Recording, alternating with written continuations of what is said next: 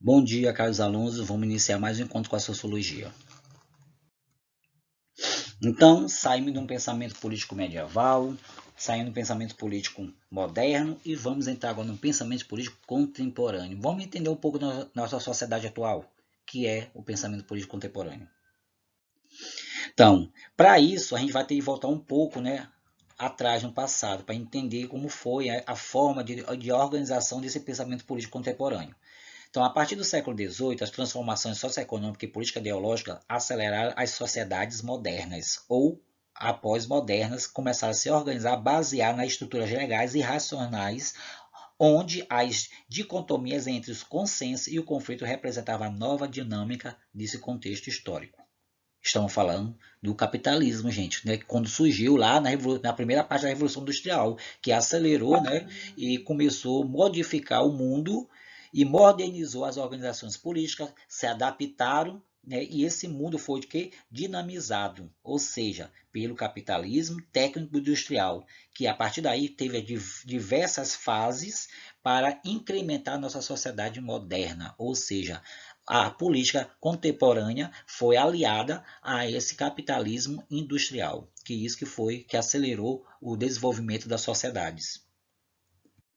Para isso, o pensamento político deste período mergulhou nas mais imensuráveis questões brotadas do amargo de sociedades que buscavam perpetuar formas organizadas e aperfeiçoar seus sistemas políticos institucionais. Porém, nesse sentido, o pensamento político se encontrava em lacunas abismosas criadas pelos próprios seres humanos, ou seja, as dificuldades e tensões, né, e tentações de lidar com o poder das suas instituições políticas. Com isso, gerou um desequilíbrio e incerteza da sociedade, por conta de tantas questões que eles não conseguiram lidar. A partir daí, vamos citar dois teóricos que se destacaram naquele momento. Tivemos vários, mas esses dois se destacaram por conta das suas grandes obras e por conta das seus artigos publicados que releva a questão do pensamento político. E a partir daí temos o Max Weber e Michel Foucault. Foram um dos que se destacaram sobre sua visão política contemporânea das modificações da sociedade ao longo do seu período, ou seja, do seu tempo. Então, Max Weber, 1864 a 1920, esse grande filósofo, sociólogo, economista, político, né, alemão, né, ele começou a traçar uma teoria sobre a questão da questão de ele começou a implementar o relacionamento político com a dominação do poder. A partir daí, ele diz o seguinte, que a dominação é um estado de coisas pela qual uma vontade se manifesta, que seria o mandato do dominador. Esse mandato do dominador, que ele mesmo relata, aos dominadores, que vão influenciar sobre os atos de outros. Ou seja, vai influenciar a questão ideológica dos demais para poder realmente ter sentido a essa propagação, né, ideológica que seria do próprio mandato, o que é o dominado. A partir daí, do dominado e dos dominados, que ele mesmo relata, tal modo que, em grau socialmente relevante, esses atos têm um lugar como os dominados, que tivessem adotado para eles mesmos, né, um sentido máximo ou ação de conteúdos do mandato, que seria para ele obediência. Por exemplo, hoje o político, estão entrando numa fase política, né, gente? Vocês sabem disso, né? Que a eleição está vindo bem aí, eleição para vereador e para prefeito em todo o Brasil. A partir daí, os políticos, eles fazem parte desse contexto bem aí da dominação do poder, né? Que é o mandato. Que desse político ele vai ter que falar, colocar seu projeto de vida e começar realmente convencer o povo que ele é o melhor que o outro. E a partir desse momento ele consegue, a partir do momento que ele consegue convencer, ele está colocando o quê? Nesse conteúdo do mandato, a obediência, ou seja, a ideologia daquela pessoa que ele vai ser o melhor e a partir daí aquela pessoa vai começar a ter carisma efetivo só por ele. Ele pode fazer várias coisas, mas coisas realmente relevante, mas ele não vai mudar sua figura e para ele vai ser simplesmente aquele e aquele pronto.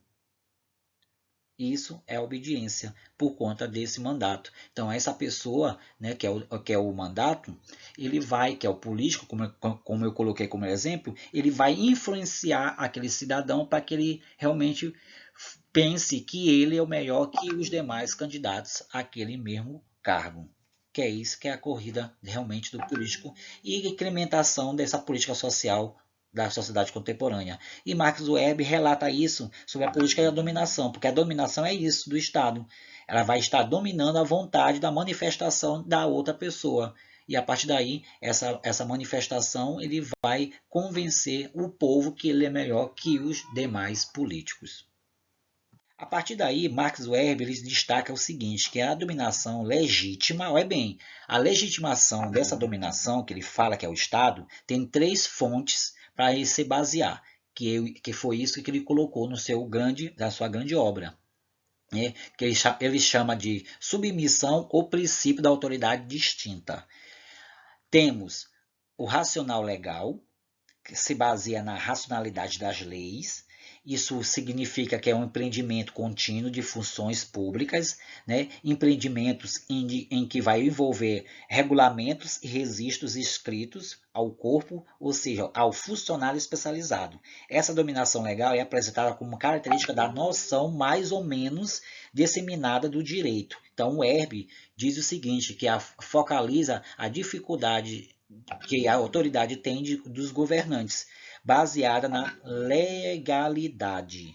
Isso ele coloca que é limitada pela ordem impessoal do direito e que os governados e os cidadãos têm essa questão bem aí, que só deve obediência a essa ordem impessoal a mais típica forma de domínio legal e burocrática, que é isso que ele coloca sobre a questão do racional legal. Saindo do racional legal, então, no tradicional, que é baseado na autoridade pessoal do governante, investida por força de costumes de uma autoridade discriminatória e que está não submetida aos princípios fixos e formais. Essa forma bem de domínio tradicionais é tipo de uma dominação de gerotocracia, que ele coloca que essa gerotocracia seria patrimonialismo, patriarcalismo e sultanismo, que são as formas que é gerada pela sua dominação do gerotocracia, que é esse requisito tradicional. E saindo do tradicional, entramos no último, que seria o carismático, que é baseado no carisma, emoção, qualidade, tida como excepcional, de liderança, manifestação uma espécie de magnetismo pessoal, que é o mágico que leva a pessoa carismática a ter certa preponderância sobre os demais, e isso vai gerar a questão efetiva. O carisma pode estar realmente presente no demagogo, ou no ditador, no herói militar, ou no líder revolucionário, enfim. Esse carisma é engajado na pessoa que vai chefiar, que leva os liderados a ser entregue emocionalmente a essa liderança pessoal, que é o carismático. Então, a partir do momento que aquela pessoa tem um carisma para aquela pessoa, então, mais que ele faça qualquer coisa de errado, ele não vai mudar a seu jeito de ver aquela pessoa por conta do seu carisma e sua emoção de qualidade que ele acha que ele vai ter, né, para defender, né, e liderar essa população. Que é isso que Max Weber relata. Para Weber, o Estado é uma instituição social que mantém, né, o monopólio de uso legítimo na força física dentro de determinado território. Para isso, ele coloca o seguinte, que o Estado exista, né, para o Estado existir, é preciso, né, que sua autoridade seja reconhecida como legítima. Nesse sentido, o Estado é definido por uma autoridade para gerar e aplicar poder coletivo.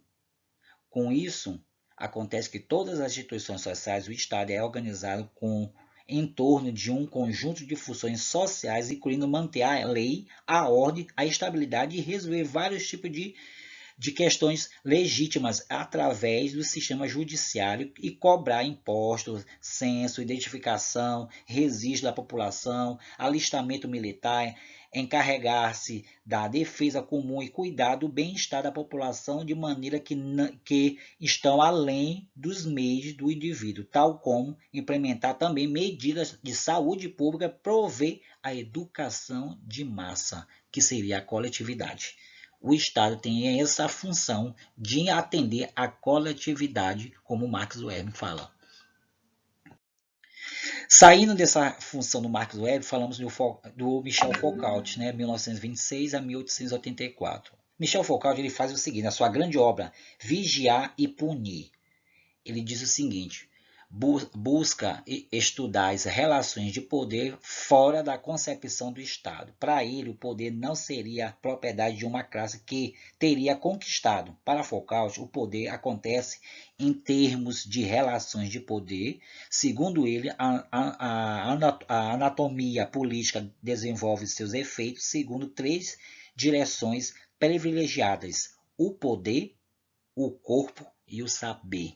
Que é isso que ele coloca sobre as 3 direções privilegiadas de acordo com Michel Foucault e a sua grande obra Vigiar e Punir. Então ele coloca que o Estado não pode ser realmente relativamente de uma pequena ou uma miniatura classe social.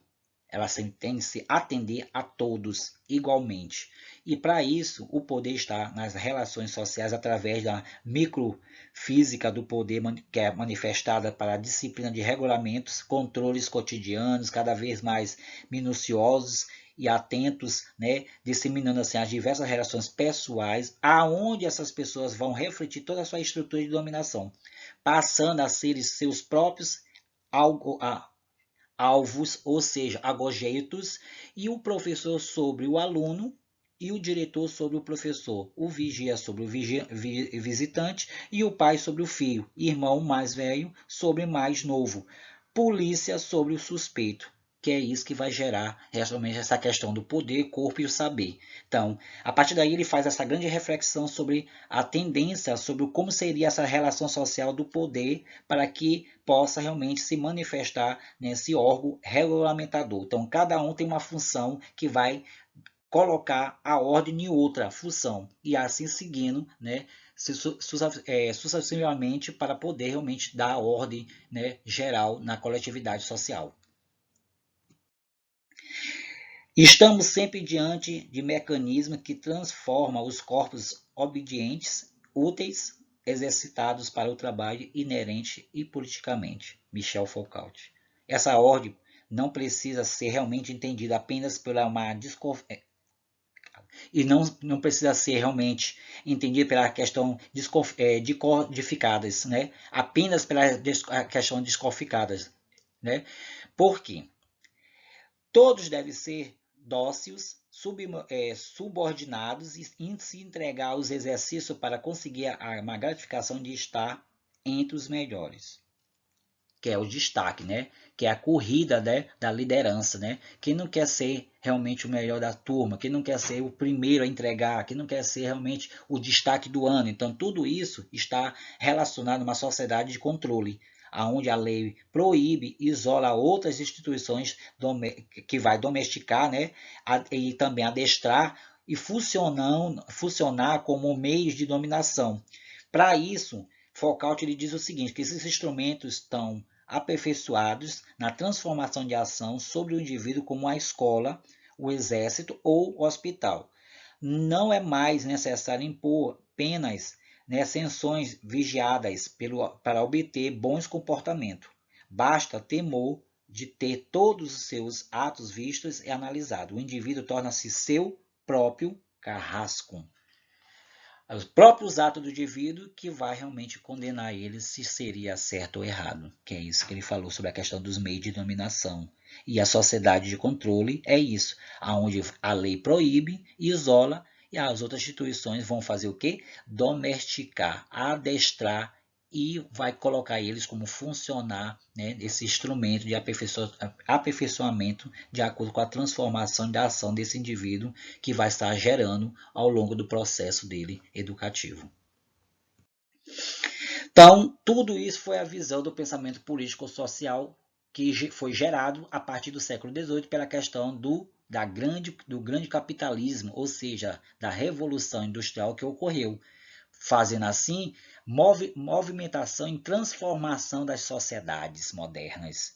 E a partir daí, se modificou a sociedade, modificou o indivíduo. Se modificou o indivíduo, modificou o pensamento. Se modificou o pensamento, com certeza modificou a sua ideologia de pensar e viver. É a sociedade contemporânea. Então, bem-vindo a essa nossa sociedade contemporânea, que tem diversas coisas para a gente poder realmente associar e criticar quando for realmente necessário. Então, até a próxima. Fica com essa grande palavra que é em comemoração dia 7 de setembro, né? Aí dia da independência do Brasil, né?